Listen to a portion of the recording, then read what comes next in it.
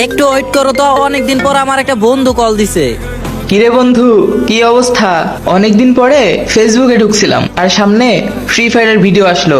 গেমটা তো অনেক আগে ছেড়ে দিছি, বাট অনেক মনে পড়তেছে রে মামা। ভাবতেছি আবারও আগের মতো গেমে ব্যাক করব। ওই কাজের মধ্যে সময় পেলে মাঝে মধ্যে আর কি খেলবো।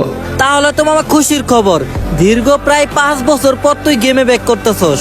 আচ্ছা ঠিক আছে, আমি গেমে তোরে টিম কোড দিতেছি, তুই তাড়াতাড়ি আয়। আচ্ছা, তোমাকে কে কল করছিল? আরে আমার একটা পুরনো বন্ধু, ও প্রবাস চলে যাওয়াতে গেমটা খেলা ছেড়ে দিছিল। ও নাকি আবারও গেমে ব্যাক করবে। এই যে ও চলে আসছে, এই যে ওর কথাই বলতেছিলাম। ও আচ্ছা।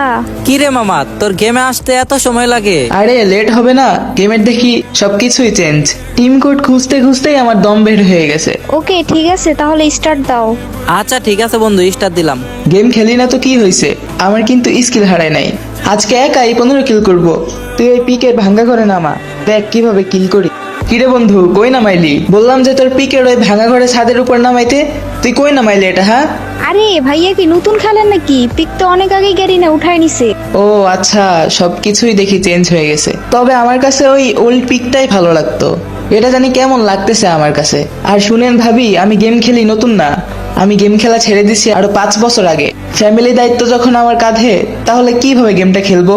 এই প্রবাসে আসার পরে 12-14 ঘন্টা কাজ করতে হয়, আবার ফ্যামিলিকেও সময় দিতে হয়।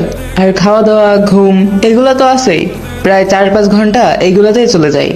আবার আপনি বলেন আমাকে গেম খেলতে। ও আচ্ছা, এই কাহিনী। ভাইয়া সরি ভাইয়া, আমি বুঝতে পারি নাই। আচ্ছা ভাবি, ঠিক আছে, সমস্যা নাই। ইস মামা, তুই আমার এটা কই নামাইলি? আমি তো কিছু ঠিকভাবে চিনতে পারতেছি না, এনিমি আমাকে মেরে দিছে।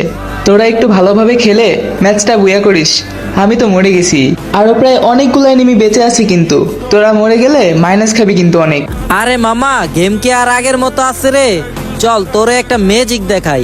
কিরে বন্ধু, বুঝলাম না, তোরা কি আবার নতুন ম্যাচ স্টার্ট দিলি নাকি? আমি আবারও আকাশ থেকে নামতেছি, এটা কেমনে কি?